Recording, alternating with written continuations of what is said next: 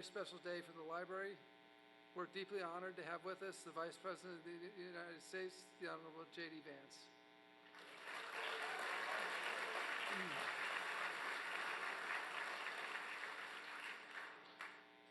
Mr. Vice President, he's right backstage and can hear us.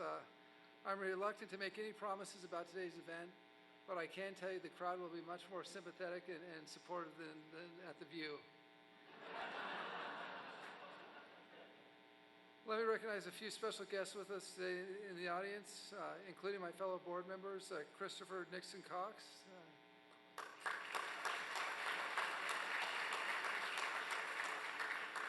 Ming Shea,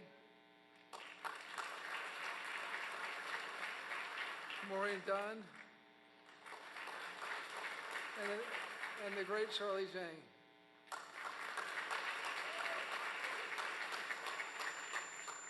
We also have our sheriff, who does incredible work supporting the library, not just today, but every day. Sheriff Don Barnes, thank you very much, and thanks for all your men and the work they're doing today to keep us all safe. It's an incredible force. Thank you.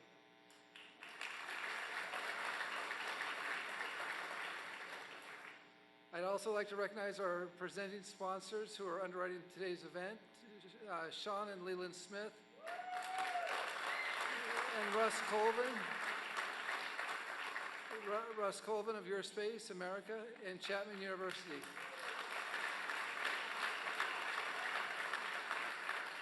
Now, it's always a challenge to introduce someone who needs no introduction, and the thing about Vice President Vance is he was a public figure and a celebrity before he entered politics, kind of like someone like Ronald Reagan.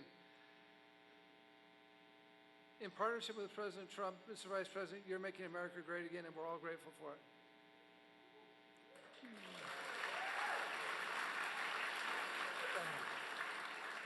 Mr. Vice President, everyone here is aware of your extraordinary story, how you rose from a challenging childhood to the second highest office in the nation. Through hard work, plenty of grit, prodigious intelligence, deep faith, the support of a wonderful spouse, and the firm belief in the promise of this country that you have achieved so much. What Senator Bob Dole said about the man whose name graces this building, Richard Nixon, how American. So it's interesting as well to see the parallels with President Nixon. I don't think that I've ever seen a politician whose life parallels that of President Nixon's like the Vice President's. He attended college in his home state, so did you. He left his home state to attend a great law school, so did you. Neither of them were Berkeley, but Harvard and Duke are pretty good. He married an extraordinary California girl, so did you. He went to war for his country in the South Pacific. You went to war for your country in Iraq. He was elected to the U.S. Senate at just 37 years old. You were 38 when you were elected to the Senate from Ohio. He was elected vice president when he was 39 years old. You were just a bit older, 40, when you turned vice president, when you were elected vice president. To think, at my age, to think about the vice president being 40 years old is quite something. But there's one achievement that you're way ahead of President Nixon on. President Nixon was 49 when he published his first bestseller. You were 31. And now with your second book, Communion, Finding My Way Back to Faith, which we'll hear about today, we know you'll have a second bestseller. Finally, Richard Nixon went on to become the 37th President of the United States. Mr. Vance? You can make some news today if you want. Our own Nixon Foundation President Jim Byron will be interviewing you today on stage. Jim recently returned from 14 months in the Trump administration, acting as the archivist of the United States, running the National Archives, and we're so glad to have him back here.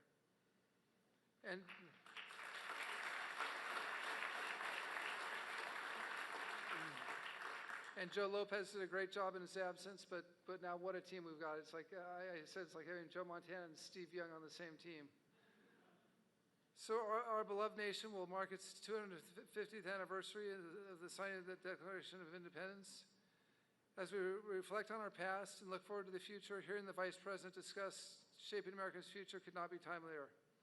And so without further ado, and this is a little bit, the last time I introduced the Vice President, I was in Tucson during the campaign. It was 110 degrees. I was the only person with a suit and tie on within 100 miles of the event, and we had teleprompters in those days and for those events, and everyone came to the rally to see the Vice President, not to hear me introduce him. And on the teleprompter, they'd flash a message to you: stop, wind up, you're done. I was a former national security advisor, and get off the stage. So fortunately, Jim Byron can't flash those messages to me now. But as I'm saying, ladies and gentlemen, JD Vance, it pops up, motorcade delayed, talk for 5 more minutes. Ladies and gentlemen, JD Vance is going to be a great Vice President and bring our foreign policy back to a peace or strength. 2 minutes later, it pops up that he's here, get off the stage. So without someone prompting me to get off the stage, it's my pleasure to introduce JD Vance and Jim Byron. And first we're going to have the presentation of the color guard from the Orange County Sheriff's Department and the singing of the national anthem by Ali Solario.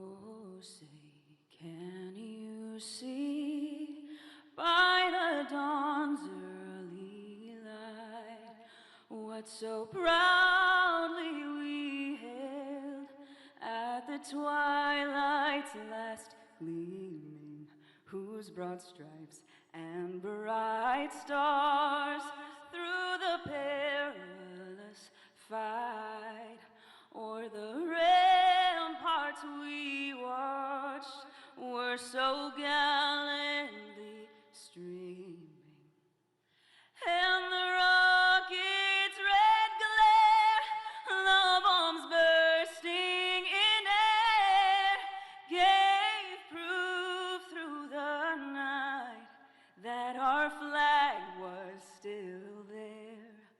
Oh, say does that star-spangled banner yet wave o'er the land of the free and the home of the brave?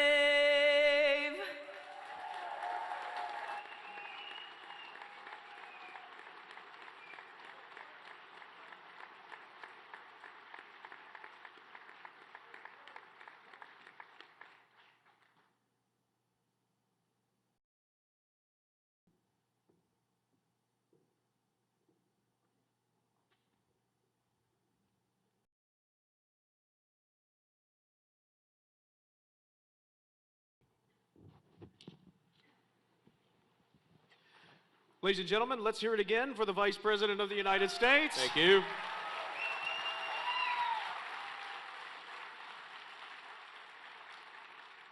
And thank you, Robert. Mr. Vice President, welcome to the Nixon Library. It is an honor to have you here. Communion, Finding My Way Back to Faith, is your second book, and it has reached #1 on the New York Times bestseller list, so congratulations. Thank you. A few weeks ago, some reporter asked me what was the difference between me and Gavin Newsom as political figures, and one of the things I can now say is that people actually bought my book and not his.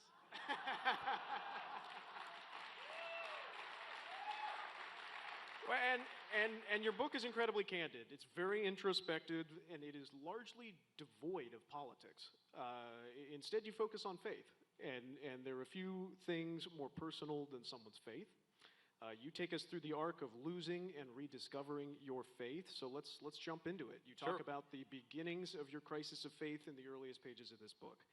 There are a few seminal moments when you were a boy, your faith was shaken, most notably involving your grandmother, who you write, quote, hardly fits the stereotype of a sweater-knitting, kindly old grandmother. She loved to say the F word, and when she died, she owned 19 loaded handguns. Correct? But she lost her health care, and then her ultimate passing helped lead you to a crisis. Let's start there. Talk about that. Sure.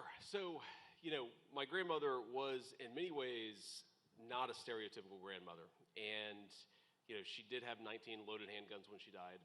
And I remember when my aunt and I and my sister were going through her things after she had passed away, we would find loaded revolvers all around the house, in like the knife drawer and in her dresser and her wardrobe. And we sort of were trying to think about why she had guns stashed everywhere. And we realized it was because Mamaw was a particularly, well, let's just say she believed in the Second Amendment and she believed in the right of self-defense. And so she didn't get around that well towards the end of her life, and so she made sure that no matter where she was, if somebody walked in her door, she would have a loaded revolver within arm's reach. And that was the kind of woman that she was. And she cussed a lot. I mean, there's so many stories I could tell about the ways in which her language was passed on to me. And my wife, who grew up in a very middle-class Southern California family, there are times where she'll be like, you can't say those things around our 9-year-old, our 6-year-old, our 4-year-old, because they repeat them. Like, for example, I'll tell you a story that one of the earliest flights that I had after I got elected to the Senate, I was flying back from Cincinnati to D.C., and because my kids were so young at the time, like sometimes I would just take a kid with me and hang out with me in D.C., and that was one of the ways I made sure I stayed connected to my kids. We eventually moved the whole family to Washington, but for those first 6 months, I would only see my kids on weekends, and so I'd bring them to D.C. And I remember I was on a plane on a Delta flight from CVG to Washington Reagan Airport, and my son drops one of those Delta Biscoff cookies between his seat, and he looks at me and he goes, "Well, shit." And I like had this moment of sort of panic because I realized everybody around, I mean, think about it, a flight from Cincinnati to DC, literally every person knows that I'm a United States Senator, and also that I've apparently a terrible father because I've raised my kids, my 3-year-old, to use that language. But anyway, that's the weave. We'll get back to the question. But here's, the thing is, despite the fact that she was very non-conventional in a lot of ways, my grandmother was a person of very deep religious faith. And so when she died, I'll never forget this, and I still get a little bit emotional when I think about it. She had this practice where she had a little notebook, and she would say prayers and write her prayers down when she said them for each member of her family. And so you could actually see this almost as a diary of her conversations with God through the months or even through the years where, she'd pray for my safety, or she'd pray for my strength, or she'd pray, that something would go right in my sister's life. And you just realize that this was a woman who was constantly talking to God, despite the fact that her religion is what you might call unchurched. She loved the Lord. She believed in Jesus Christ. She also didn't go to church that often. And looking back, I think one of the things that I realized about my own faith is that I was attached to Christianity via my grandmother. She was the anchor. She was the person who taught me about God. She was the person who constantly was encouraging me to think about God. She was the person who was encouraging me to read the Bible and to pray. And because I didn't have a great church community myself, I would bounce around to various churches. Sometimes we'd go once a month, sometimes less than that. When my grandmother died, just a couple of months before I left for Iraq in 2005, I sort of lost my faith. And I think there was a sort of lesson in there for me, and I'm sure we'll talk about this, but I came back to my faith, and part of the thing I was trying to think through with this book is, why is it that kids who are raised in the faith fall away from it? I think most of us in this audience are probably people of faith. We raise our children to be Christians. I take my kids to church every Sunday, even when they're misbehaving and they don't want to go.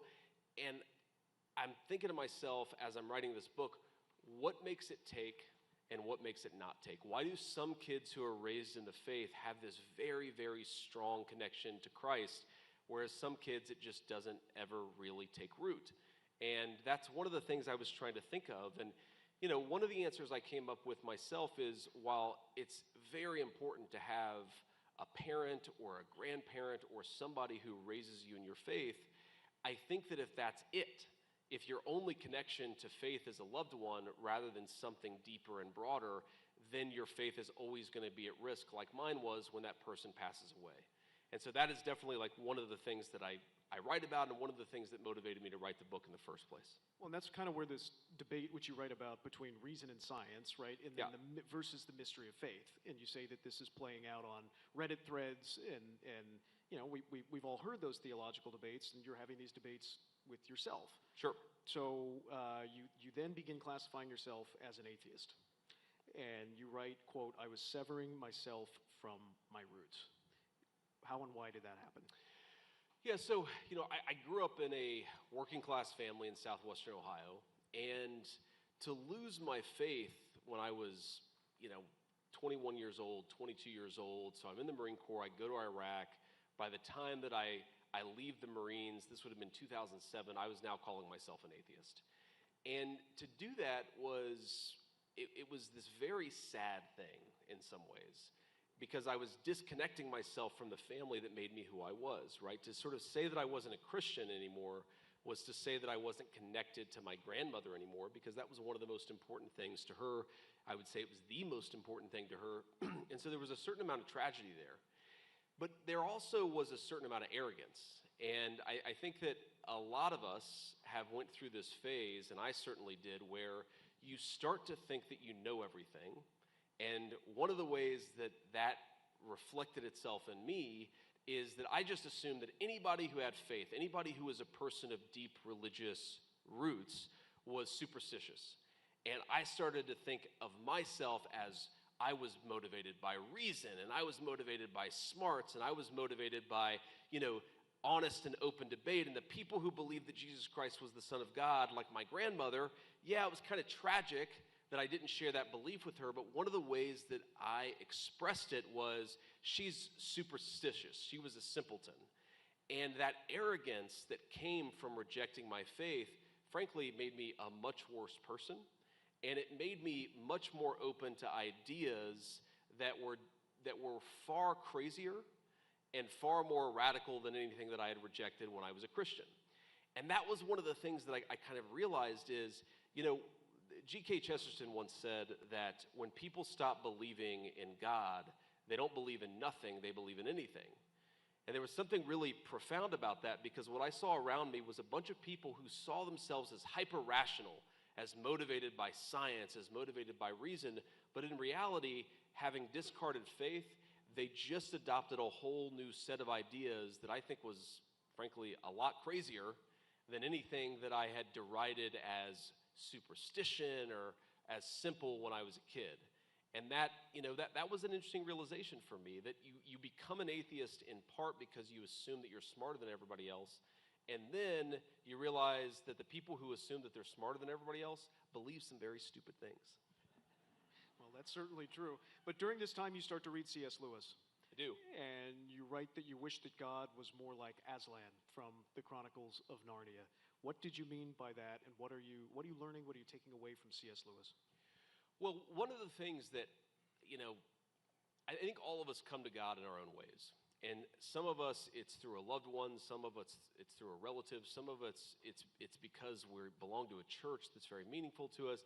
I think one of the ways that I always engaged with my faith, and was certainly true then, and is definitely true now, is through ideas. Is the idea that there was some truth built into the Christian faith that maybe I discarded, but was very profound and very moving and can motivate people to do amazing and inspiring and courageous things. But I was definitely interested in the intellectual elements of Christianity.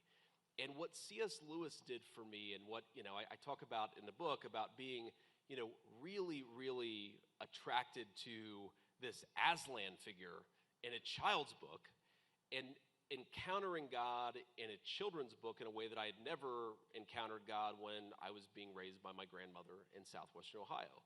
And what I meant by that is that there were all of these things, that Aslan would say that I later found out were basically just C.S. Lewis copying from the Bible and putting them in his books. I mean, it was fundamentally, if you don't know the backstory of the C.S. Lewis's novels, what he was trying to do was imagine what would Jesus Christ look like in the context of a children's novel. I mean, that's who Aslan is. It's not a metaphor or an allegory of Christ. He's actually trying to say this is what Christ would look like, would sound like, were he in this very rich children's novel that he wrote. And what I found so compelling about it is that there was something deeply smart about C.S. Lewis's Christianity. And I think, by the way, that led me astray in some ways. And what I mean is there was a point in my life where my faith was very much of the head but not of the heart. And so I think you can overthink these things. You can over-intellectualize these things.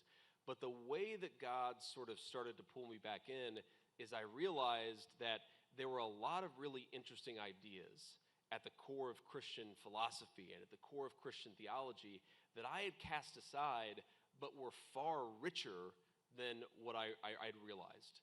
And that kind of, again, that was the hook. That started to draw me back in. And there were other hooks, of course, but that was a very, very important hook for me, realizing as a kid who thought of himself as very smart and very rational, realizing that there was a brilliance to the Christian faith. There was an insight into the Christian faith that I had never really taken seriously, but was very much there.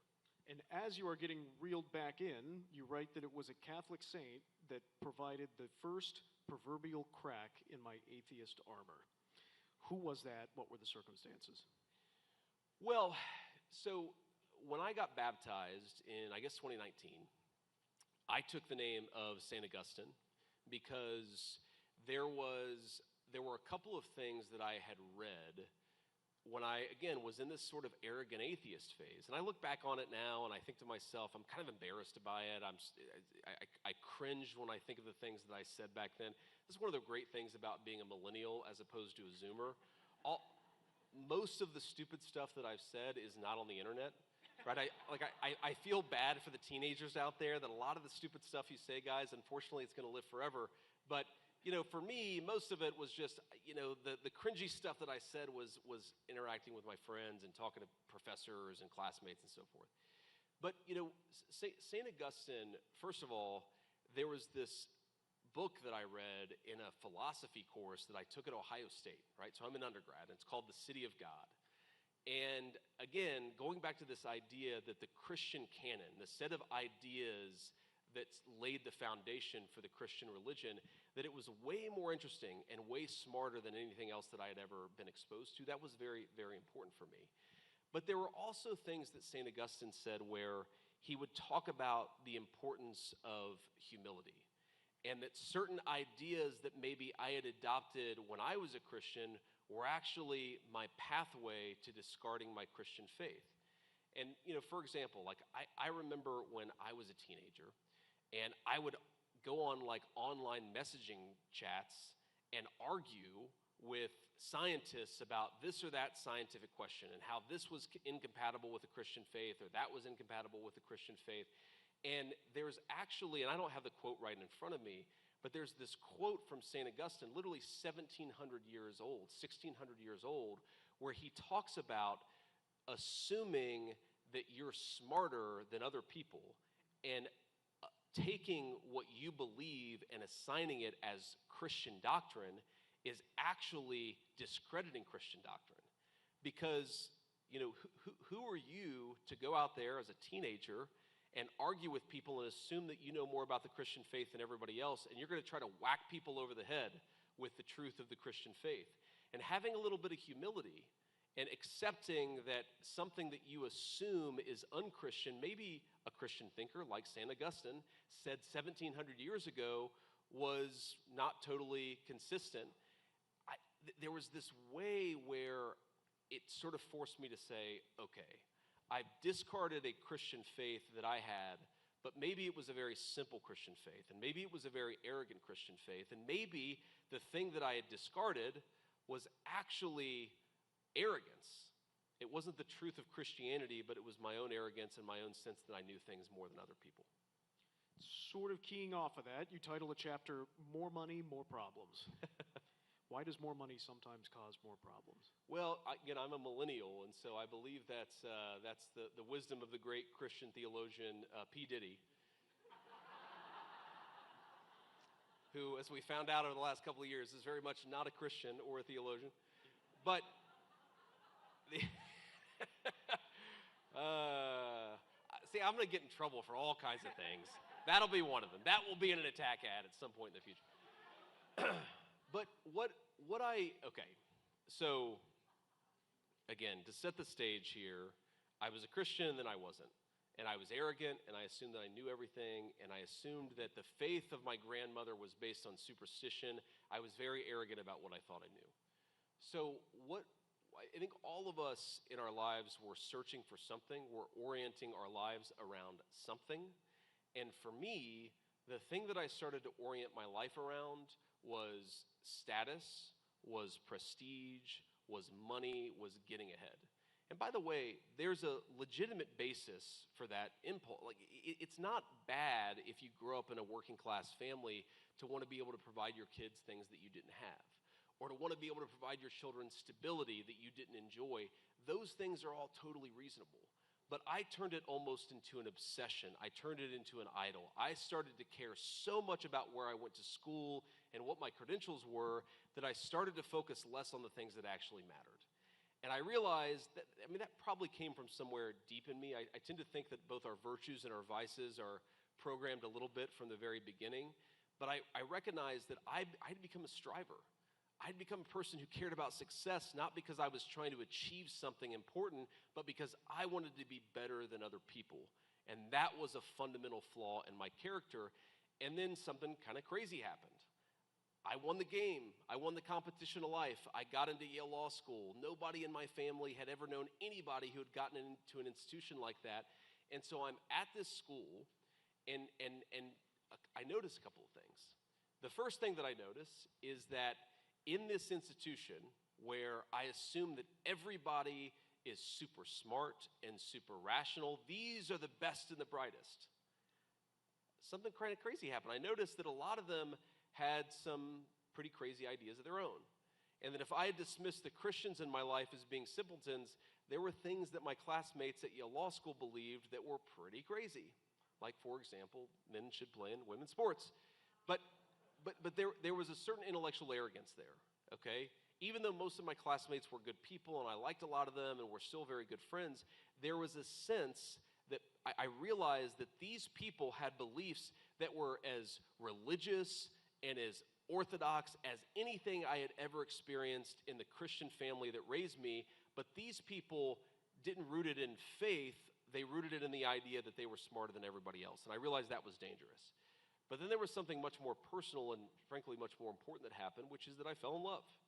And so the woman who is now the second lady of the United States and 36 weeks pregnant with baby number 4, thank you. Congratulations. So I fall in love with this girl, and I realize she doesn't care really about how much money I make or what my status is. She doesn't care about whether I become vice president of the United States. She just wants the things that are good out of life. She wants to have a nice family. She wants to have a bunch of babies. And she wants to build a life with somebody that she loves that is rooted in the things that matter. And it kind of hit me. All of the things that I've been orienting towards, all the things I've been focused on, the striving and the obsession with credentials, she doesn't care about that. She cares about whether I'm a good person. And I hadn't built my life to be a good person. I'd built my life to get ahead. And the more that I started to think, how do you build your life to be a good person, to be the kind of man this woman wants me to be, it sort of hit me that Christianity that I had discarded as a superstition was actually much wiser and much truer than what I had discarded. So you devote much of the second half of communion to exactly that, your family. That's right. How you raise your children, their continued important roles in your life and along your faith journey. You write that you want to teach your sons to be virtuous men. What is it like to be both vice president and a young father raising virtuous children simultaneously? Well, they're not virtuous yet, I'll tell you. They're very sweet kids. They're very good kids. We're working on the virtue part. I mean, so one thing, one thing I love about American Christianity is that it's very dynamic. You have Catholics and evangelicals arguing about this or that doctrinal question. You have the mainline churches and you have the Orthodox Church. You just have this very interesting, very dynamic hodgepodge. But I think it's actually, I love it because I think it leads to a lot of interesting conversations. I had so many interesting conversations with people of different denominations. And one of the differences between the evangelical church that I grew up in and the Catholic church that we take our kids to now, and I'm a baptized Catholic, is most of the time Catholic churches encourage you to take your family into the Mass with you. Like, that's a very big difference. When I was a kid, you would drop your kids off, the little kids off at the youth group, and then you'd go into the main congregation with everybody else. Now, there are like downsides to this, right? Because we've got a 9-year-old, a 6-year-old, and a 4-year-old. And so sometimes, my 6-year-old is blabbering on about Dog Man, which is these comic books that little kids are really into, while the priest is saying the most important part. And the thing that I realized is that the ritual of going to church is a very, very good thing for our family. And that's one of the things. When we talk about inculcating virtue, okay, one of the most important virtues for kids to learn is they have to learn when it's appropriate to speak or not to speak, or when it's appropriate to sort of interrupt or not to interrupt. And they're just all of these little ways. Now, that's something small and something all kids eventually, at least most kids eventually figure out. But there's something also, where I'll look at my 9-year-old, and sometimes he's daydreaming when the homily is being said, but then sometimes he's actually thinking, oh, that's really interesting. Or, oh, because Christ sacrificed himself for us, maybe I should be a little bit more patient with my 6-year-old little brother who wants to steal one of my toys. And you realize there are these ways in which just a connection to the gospel is forming their minds in ways big and small. And that is the thing that I really, really love about the church.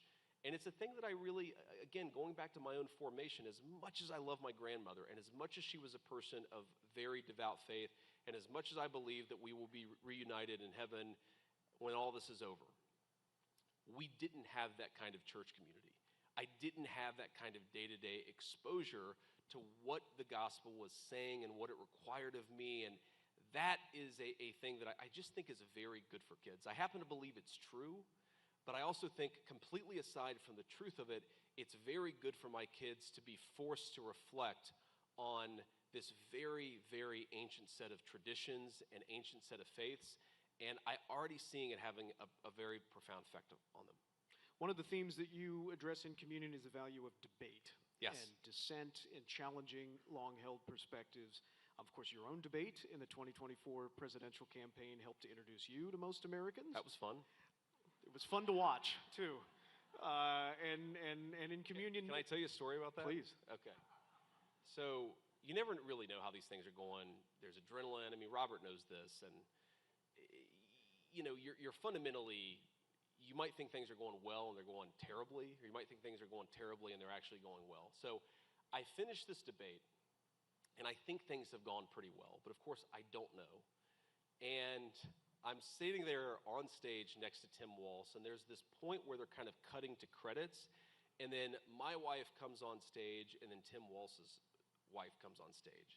So I look over at Usha, and she's like glowing. She's got the biggest smile on her face, and I'm like, okay, that's a good sign. And then I look over at Glenn Walz, and she looks like she's just showed up to her dog's funeral.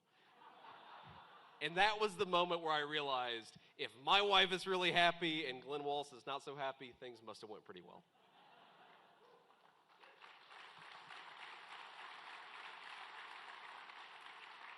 I think you've just answered my question, which inadvertently. Talk to us about the importance of writing, because you mentioned that the first manuscript of this book was completed when Mrs. Vance was expecting your second child in 2019, and that was before you were elected vice president. So how do you write? Talk us through your creative process. Yeah, so, one of the things that I think is very frustrating to my speechwriter, who's an amazing guy and an amazing writer in his own right, is that I can't say something unless it's in my own words.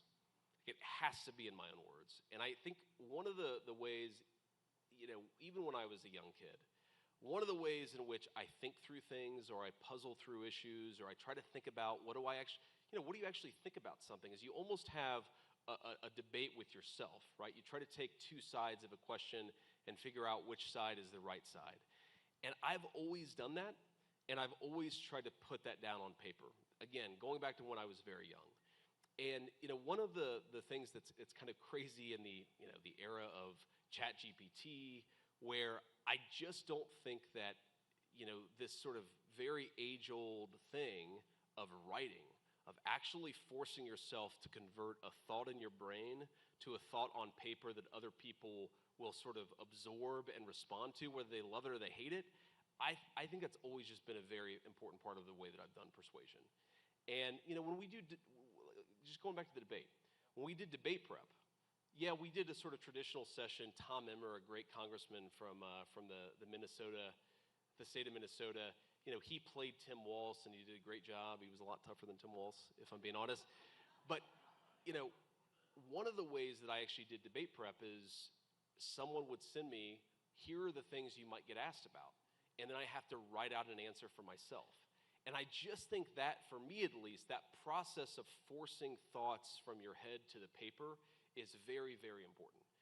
And one other thing about, just if you look at my entire life in the public eye, a big part of it has been through writing, right? I became at least a reasonably well-known figure because I wrote Hillbilly Elegy.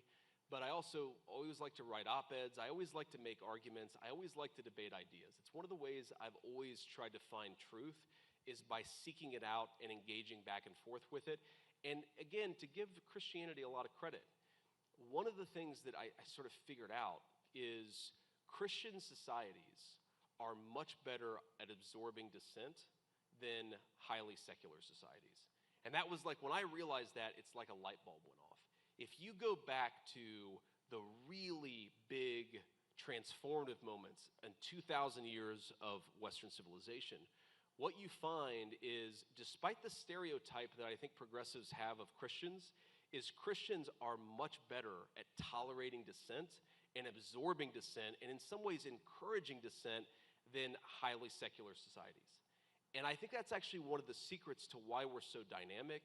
It's one of the secrets to why we've had such great technological innovation in the West, is because, yes, of course, when somebody challenges the status quo, even in a Christian society, they sometimes get pushback from it. But Christians, because they're rooted in the fundamental truth that Jesus Christ is the Son of God, I think our societies are much better able to tolerate the kind of dissent that creates scientific brilliance and advancement in philosophy and politics. We're not afraid of people disagreeing with us because we know that we have the real truth in our heart. So we're here at the Nixon Library, and President Nixon was the consummate statesman. And just a few days ago, you completed a major peace negotiation. And just a few minutes ago, you paid respects at President Nixon's memorial site, where the epitaph on his marker reads, "The greatest honor history can bestow is the title of peacemaker." Was that the mentality that you embraced? Were you thinking of that sentiment as you were representing our country in Switzerland? Well, first of all, just because you brought up Nixon, I got to say thank you to you and to Robert and to the entire Nixon Library folks. This is an amazing thing, and I'm very proud to be here. So thank you. Not just for welcoming me, but for everything you do.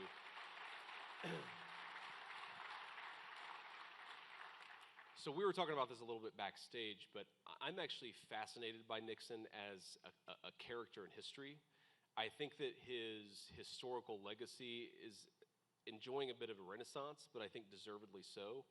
As I joked with Robert backstage, if Watergate happened tomorrow, it would be like a 12-hour news story. Like, the idea that it would have taken down a presidency is crazy.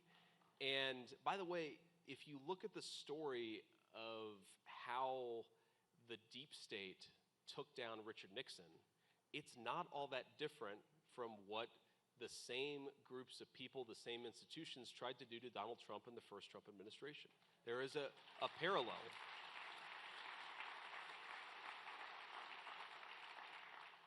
I also just, at a personal level, okay, young senator, vice president, writes some best-selling books, is hated by the media. It kind of sounds like JD Vance. So I'm a little, I've always liked Richard Nixon. But okay, one other thing about Richard Nixon that I think is fascinating is, okay, the two biggest historical electoral college landslides in American history are, of course, Ronald Reagan in 1984, Richard Nixon in 1972.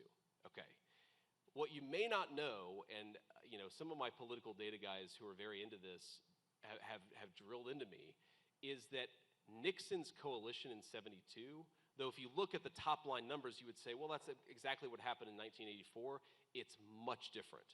Nixon's coalition in 72 is actually durable and much more closely resembles the Trump coalition of 2024 than the Reagan coalition of 84. So what Reagan did in 84 is he ran up margins basically with white Americans, and of course, he won a historic landslide, but the country's much less white today than it was in 1984.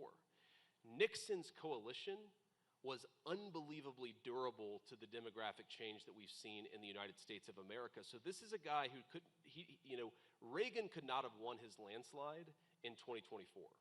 Richard Nixon maybe could have won his landslide in 2024, and I think that there's a very important political lesson in that for all of us in the Republican Party. He was actually like a political genius. And I'm just fascinated by the guy's historical figure. So anyway, so very, very happy to be here. But okay, so it says that the greatest, the greatest honor history can bestow is to call someone a peacemaker. And I think, thank you. And was I thinking about that quote when we were in Switzerland? No. Was I thinking about that sentiment? Absolutely. Because, one of the other lessons of Richard Nixon is, it's not just that he got out of Vietnam, but that he got out of Vietnam from a position of strength, okay? It's one thing to tuck tail and run. It's another thing to clearly define an objective, to accomplish that objective, and then to ensure that you don't allow mission creep to transform a victory into a defeat. And one of the things I've seen with the President of the United States in the last few weeks, and frankly, some of the criticism that we've gotten even from our friends, is they're constantly trying to change the mission that Donald Trump set us up to achieve. And what did he say? He said at the outset, I want to destroy their conventional military, I want to eliminate their ability to project power, and I want to ensure that they never have a nuclear weapon ever, okay? And what I've seen is some people try to say, that's great, but you should have a different objective.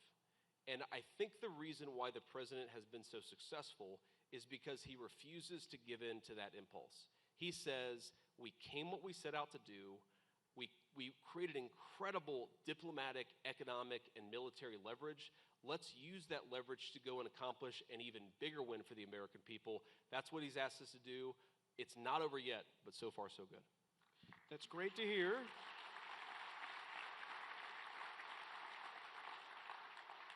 Finally, Mr. Vice President, you are a walking, talking embodiment of the American dream. And as you write in Communion, you came from the lowest fifth income bracket, and you are now only one step away from the top of American public life. How are you reflecting on America on its 250th birthday?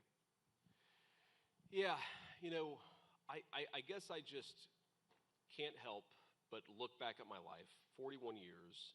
I'm the Vice President of the United States, but most importantly, I've got 3 beautiful kids and a 4th on the way. I'm married to the love of my life.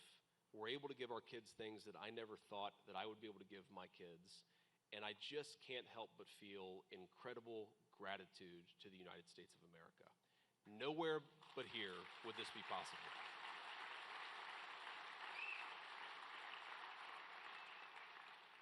And I think that when I consider, just to make a slightly partisan point here, as we've got people waving the Palestinian flag outside and hollering at us in Spanish. By the way, the vice president can't understand what you're protesting about if you don't speak the language of everybody else here. So if you want,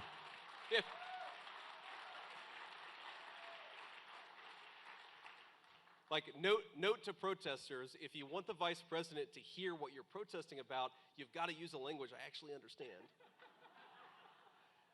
Anyway, but I think that what I've noticed about politics in my lifetime is, I was raised by blue-collar, socially conservative Democrats. My papaw was a union steel man his entire life.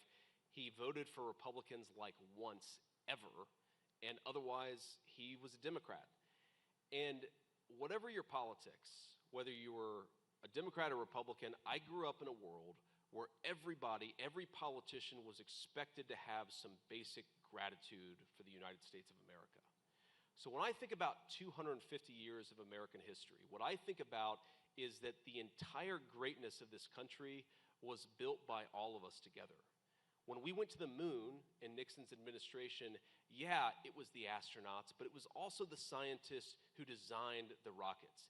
It was the janitor who was making sure that the place where they were building the rockets was a clean place to come to work. It was every single person working together to make a great achievement possible only in the United States of America. When I think about what happened just in the last few months, yes, it's the vice president and Steve Witkoff negotiating, but it's junior enlisted folks who signed up and didn't know what the hell they were getting themselves into, but made it possible for us to win something great for the American people. The story of this country is that the foundation is laid by normal, common, good people who make the great achievements of American civilization possible.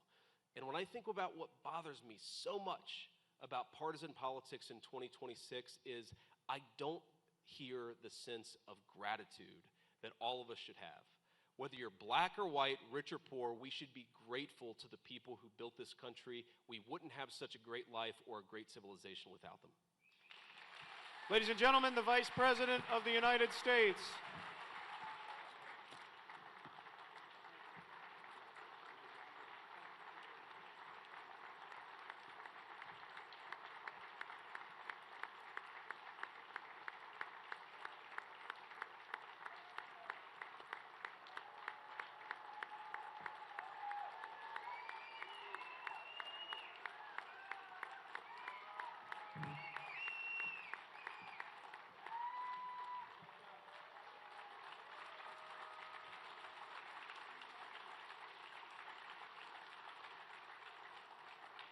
Ladies and gentlemen, thank you for your support of the Richard Nixon Foundation and for joining us today. This was an honor to host Vice President Vance.